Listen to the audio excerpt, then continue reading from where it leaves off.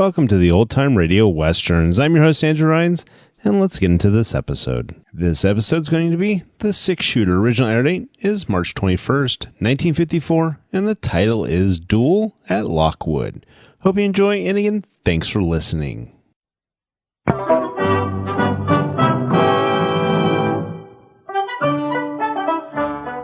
In a moment, you'll hear James Stewart as the Six Shooter.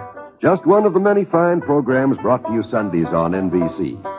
Later this evening, listen to the NBC Star Playhouse with one of your favorite stars. Hear Meet the Press, America's #1 newsmaking program. And be sure to keep tuned for the dramatic story of communism in America on Last Man Out. A wonderful lineup of great programs, all of them heard only on NBC. James Stewart as the Six Shooter.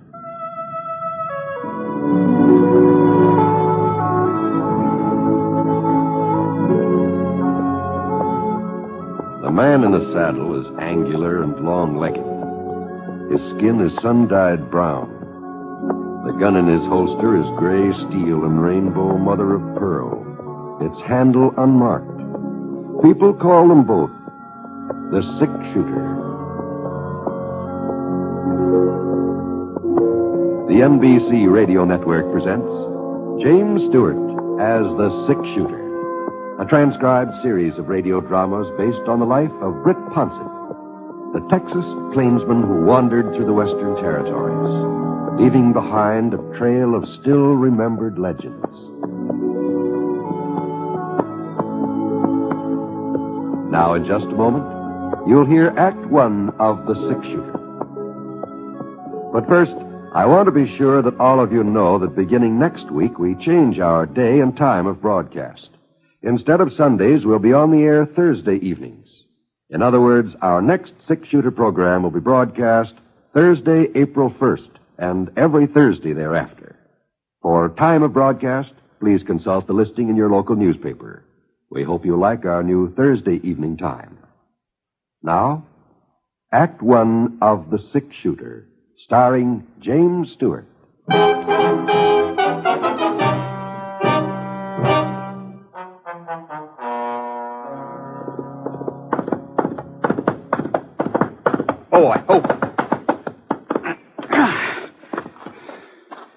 Wes?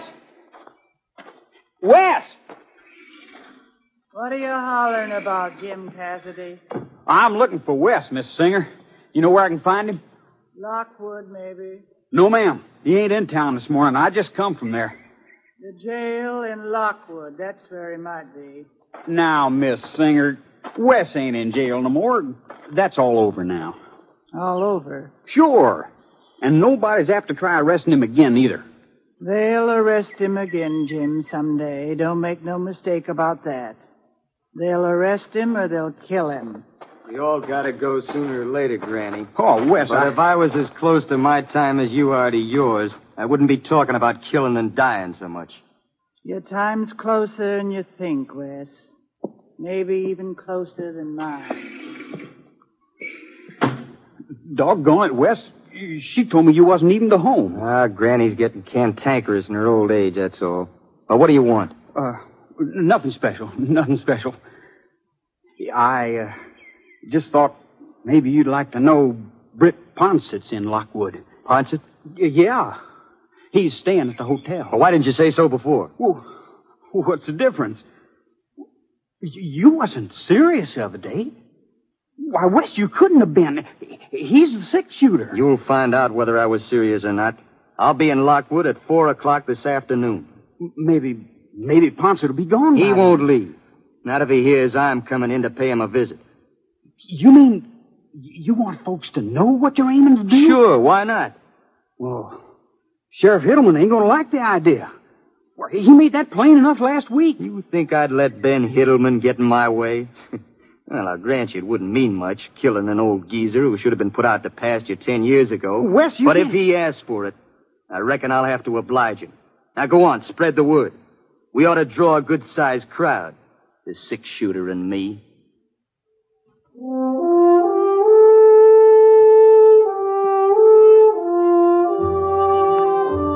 Well, as soon as we'd finished fencing in the last couple of thousand acres on the Tip-Top Ranch, old man Jeffers sent me into Lockwood to get some signs printed up. He wanted everybody to know that he owned the biggest spread in this part of the state, and he figured posting these signs every quarter of a mile or so to do the trick. Of course, the wording had to be just right. He wrote it all down so I wouldn't forget it. Tip-Top Ranch, property of Rex Jeffers. Keep out. This means you. Trespassers will be shot at sight. If you ain't able to read this notice, keep out anyway. Rex Jeffers means what he says. Signed, Rex Jeffers. It's Thursday night when I got into town and the office of the Lockwood Clarion was closed. But first thing Friday morning, I headed over to give Pete Drum the order. Pete was the owner of the Clarion. What in thunder is Rex thinking of, Britt? Folks all know where the Tip-Top starts in and where it leaves off. Besides, I thought he had a fence around it now. He has, but I guess maybe Rex feels that ain't enough. Oh, 2,000 posters, just so we can see his name in print. All right, I'll do him. But it'll cost him $15. That's my price. $15? Can't be done for a cent less. Paper's expensive, Britt. Well, how soon do you figure you can get at it, Pete? Oh, I don't know. I've got me a few more of these auction handbills and all. Then I suppose I can shift over to your order. Well, it's a good thing you're coming to town today, Wright. Oh? Monday I start getting ready for next week's paper. That ties me up clear into Thursday morning. And the way things have been happening around here lately... Well, what do you mean, Pete?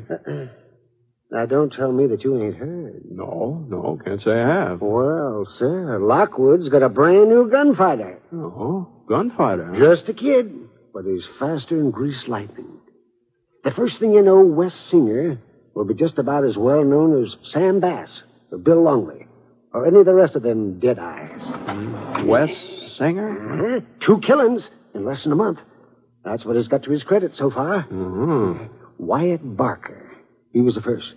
Wyatt and Wes got into some kind of a mix-up over to Charlie Jensen's place.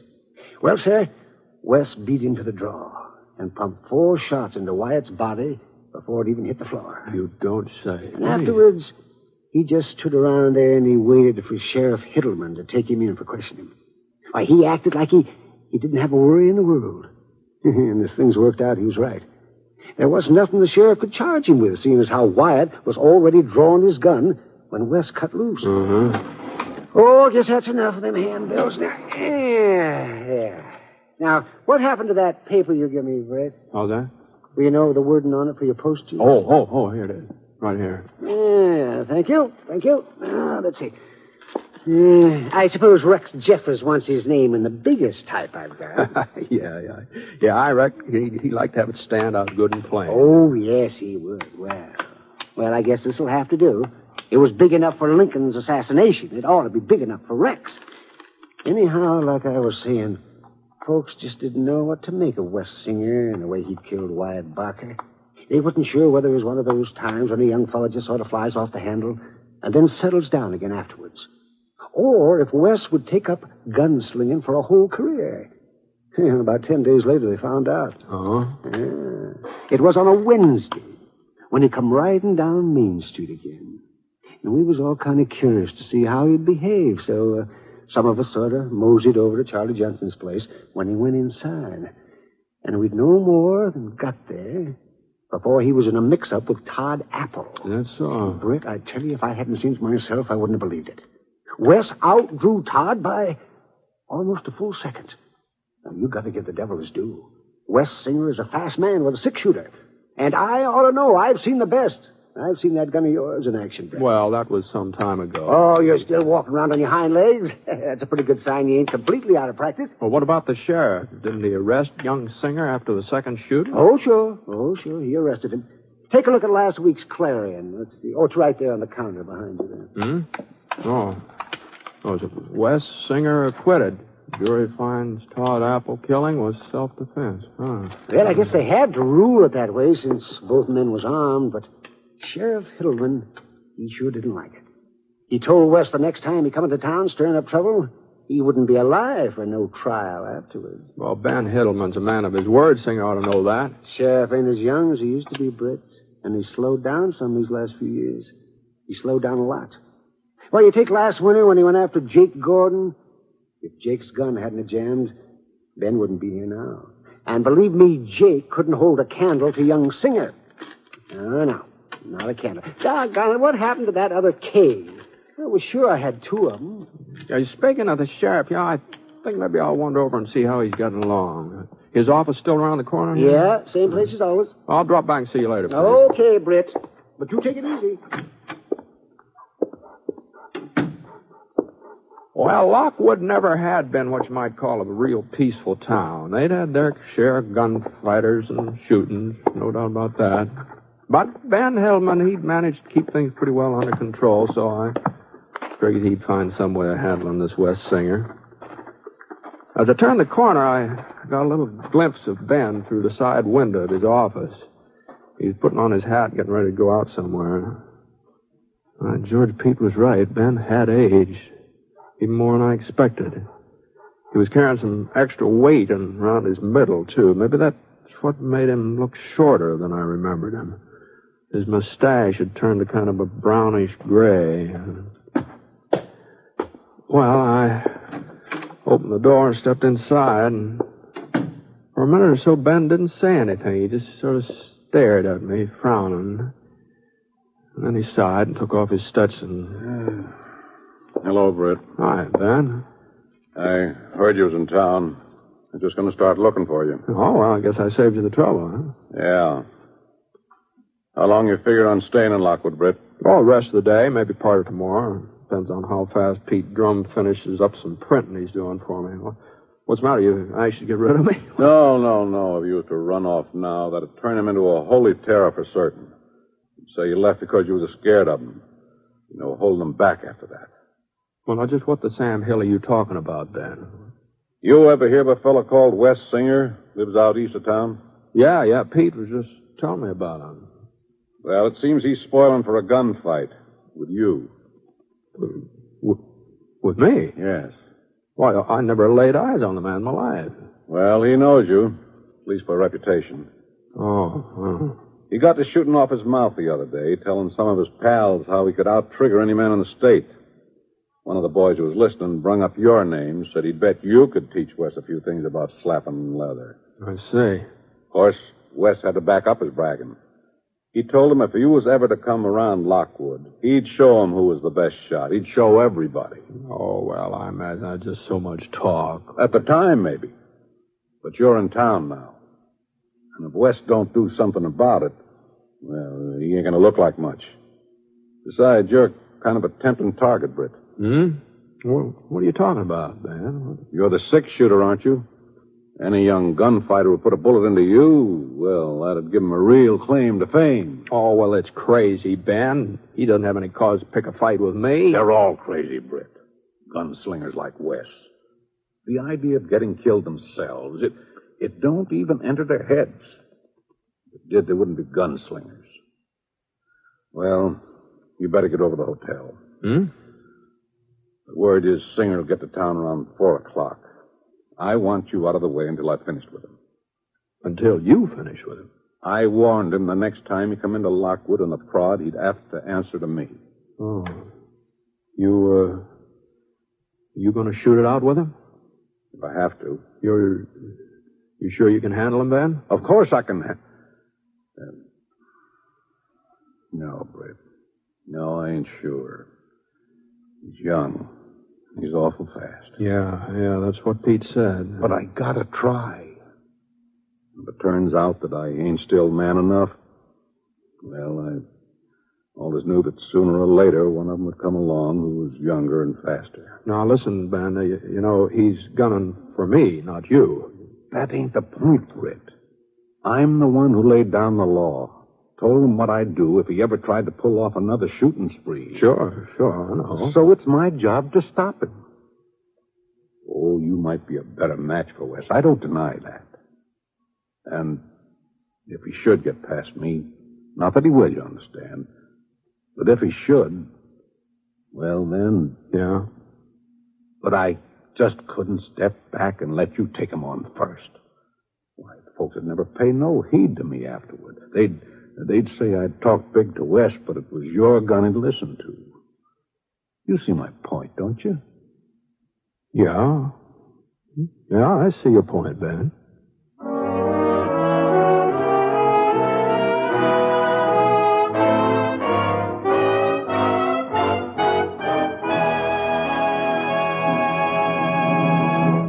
We'll return to James Stewart as the six-shooter in just a moment.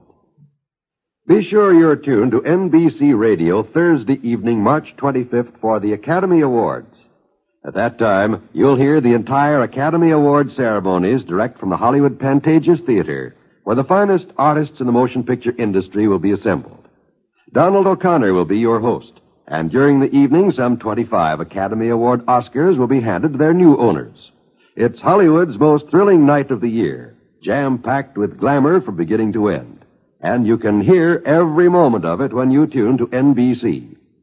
Right now, of course, the names of the Oscar winners are a highly guarded secret. A secret that any number of Hollywood actors, actresses, writers, musicians, and directors would love to know. Remember, it's a date with NBC Radio this coming Thursday evening. And that means be tuned to the station to which you're now listening for the Motion Picture Academy Award ceremonies directly from the stage of the Hollywood Pantages Theater.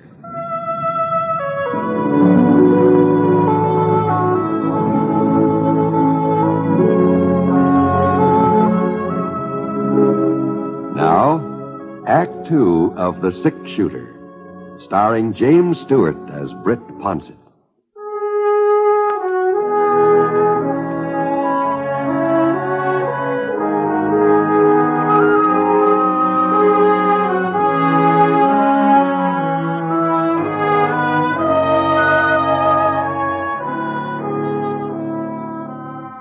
You sure couldn't blame Ben for feeling the way he did. He was the sheriff, and if Wes Singer came into Lockwood bound and determined to have another gunfight, well, Ben would just have to take a stand, that's all. And I sure didn't like the idea. A young fella I've never even met up with was gunning for me, and somebody else was going to try to hold him off. No, that just didn't... Not that I was anxious to get mixed up with him or anything, but I just... Well... Anyway, as long as Ben had made up his mind, there wasn't much I could do about it one way or the other, at least for the time being. So I moseyed over to the hotel. The clerk stopped me as I was passing the desk. He pointed to a woman sitting on the other end of the lobby. He said she'd been waiting for me to come in. Elderly lady, white hair, wrinkled yellow face with a blue straw bonnet tied under her chin. Ma'am, Yes? my name's Ponset, ma'am. Britt Ponset. Oh.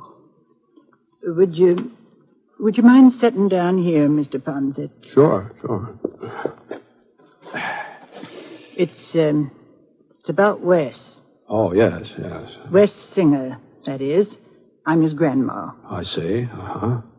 You know what he aims to do this afternoon, Mr. Ponset? Well, I'd heard some talk about it, yes, ma'am. It ain't just talk. He means it.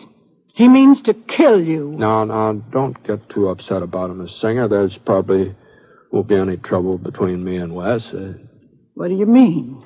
Well, Sheriff Heddleman will be waiting for him, and if Wes starts anything, he'll more likely land in jail. There ain't no jail could hold him anymore. And Ben Hittleman won't be able to arrest him again, neither. He'll shoot Ben without batting an eye. I'm afraid I don't understand you, Miss Singer. I figured you were worried about Wes. I thought that's why you wanted to talk to me. Worried about him? Well, I'm worried about all the men he's going to murder if somebody don't stop him. Men like Wyatt Barker and Todd Apple. Ben Hittleman, he'll be next. Uh-huh. Well, just what is it you want from me, Mrs. Singer? I want you to kill Wes. I want you to shoot him down like you'd shoot down a mad dog. You're the six-shooter. You're the only one who'd have a chance against him. Well, now, Sheriff Hittleman's the law in this town, Mrs. Singer. It ain't up to me. Law? What kind of law is it that turned Wes loose after his other killings? He ain't fit to live, Mr. Ponset. Maybe it's my fault he turned out the way he did. Maybe if his ma and pa had been here to raise him, but they wasn't. I done my best. Of course you did, Miss Singer. Of course. He couldn't have been born mean. The meanness wasn't in his blood. I don't know how it got into him. Uh-huh. Well, sometimes it's pretty hard to explain a thing like that. There's only one way he can end up. He'll be killed, sooner or later. I'd even thought about doing it myself. Maybe it's my duty. No, you shouldn't be talking like this, man. You've got to kill him, Mr. Ponset. Today, this afternoon, before anybody else's blood is on his hands. Well, now, I understand how you feel, Miss Singer, but my trying to kill Wes wouldn't... I just don't see how that'd be the answer. Then what is the answer? I've racked my brain, asked God's help, done everything I could think of. What is the answer? Well, I'm sorry, ma'am. I'm afraid I just don't know.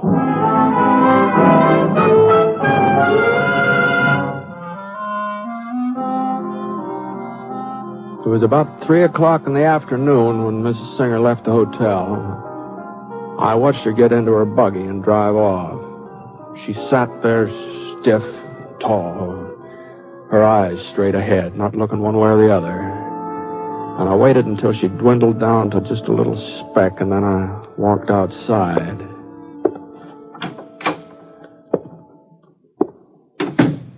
There was a kind of a stillness in the air, like on a hot summer day just before a thunderstorm.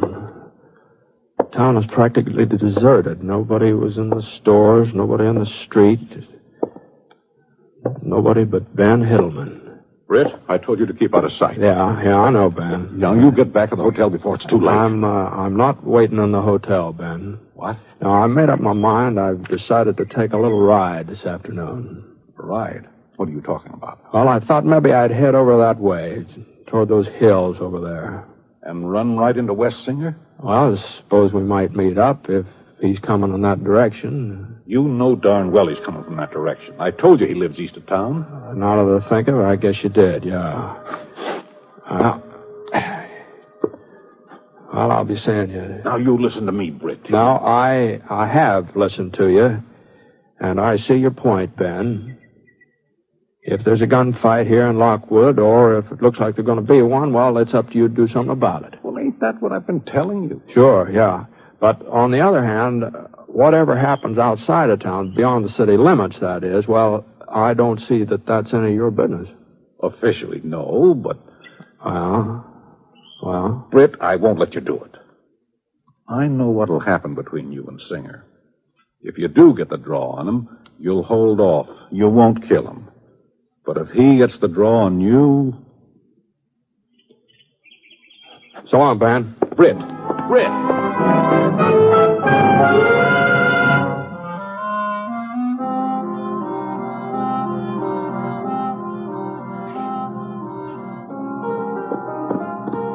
I didn't ride very far, just a couple of miles. Then I reined up near a clump of spruce. Whoa, boy. Whoa, Scar. Scar wandered around nibbling at some tufts of dried up grass. I settled down in the shade to wait. About 10 minutes later, I saw him coming toward me. Not hurrying, just plodding along, slow, easy like. Of course, I couldn't be sure that this was young Singer, but it seemed more than likely that it was him. And when he got close enough so I could see his face, well, there wasn't much doubt about it. He was young, all right. Appeared to be younger than his years, just a kid. Not a bad-looking boy, either. But there was something about his eyes and the way they kept darting from side to side like an animal on the prowl. But when he saw me, he reined up and slid out of the saddle. Howdy. You right out here from Lockwood, mister? That's right. I hear Britt Ponset's in town. Is that a fact? He was in town. Was? I might have known he'd run out on me. You got any idea which way he headed? Yeah. I'm Britt Ponset. What? That's right. There's something I can do for you? For a second, his eyes stopped moving and just stood there as if he didn't quite know what to do. But it didn't take him long to make up his mind. His right hand whipped down toward his holster so fast that it was all I could do to get hold of the shotgun before he finished his draw. And even then it looked like he might just go ahead and squeeze the trigger, but he managed to hold himself back. We weren't more than about 8 feet apart, just staring at each other. His revolver aimed right at my face, and the shotgun I'd borrowed from Pete Drum pointing straight at his belly. What are you trying to pull, mister? How's that? That shotgun.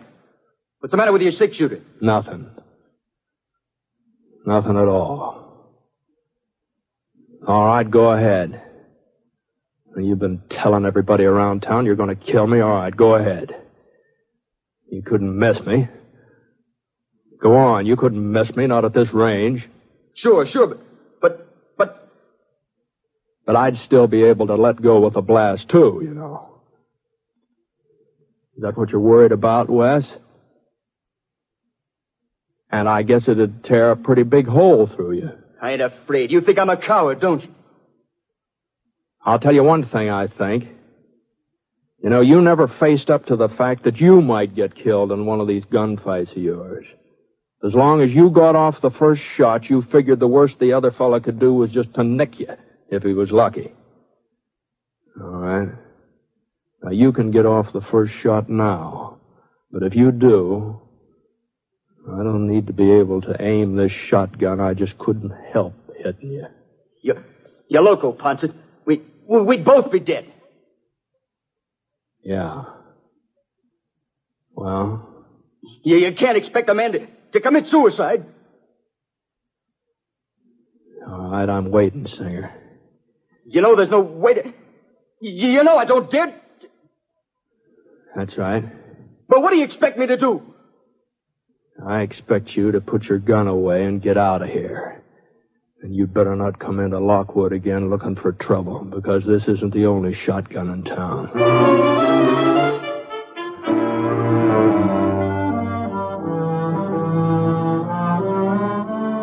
Well, after a minute or so, he turned and he climbed on his horse. And I don't know for sure what happened to him after that. I heard that he moved on farther west and finally got into a gunfight with somebody who outdrew him. I guess it was bound to happen, of course. I just don't understand what gets into a fellow like him.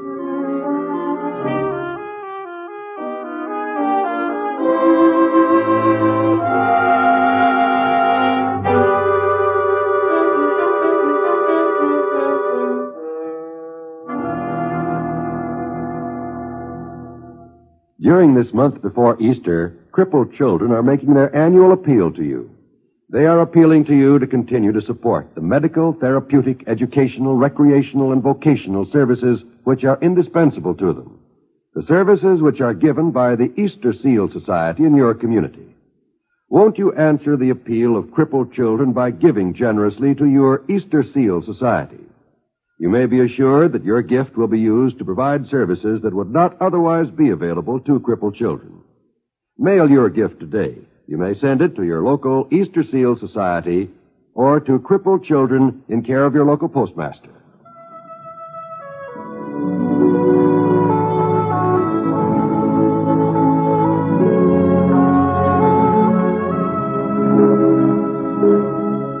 The Six Shooter is a transcribed NBC Radio Network production in association with Review Productions. It is based on a character created by Frank Burt and is written by him. Mr. Stewart may currently be seen in the Universal International picture, The Glenn Miller Story. Others in the cast were Elvia Allman, Sam Edwards, Will Wright, Howard McNear, and Bert Holland. Special music for this program was by Basil Adlam. And the entire production is under the direction of Jack Johnstone. All characters and incidents were fictitious, and any resemblance to actual characters or incidents is purely coincidental. By the way, you'll be interested in knowing that the six-shooter has been chosen for broadcast to our men overseas through the facilities of the Armed Forces Radio Services. This is John Wall speaking, and reminding you once more that next week, beginning April 1st, The Six-Shooter will be heard on Thursday evening. Listen to Jan Murray in Sunday at Home on the NBC Radio Network.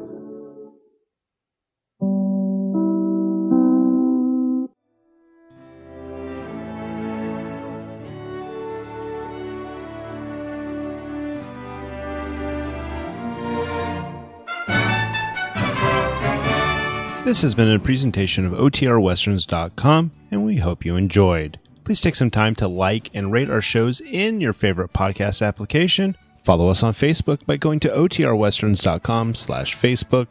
Join in the conversation by going to OTRWesterns.com/Discord. And don't forget to send us an email, podcast@OTRWesterns.com.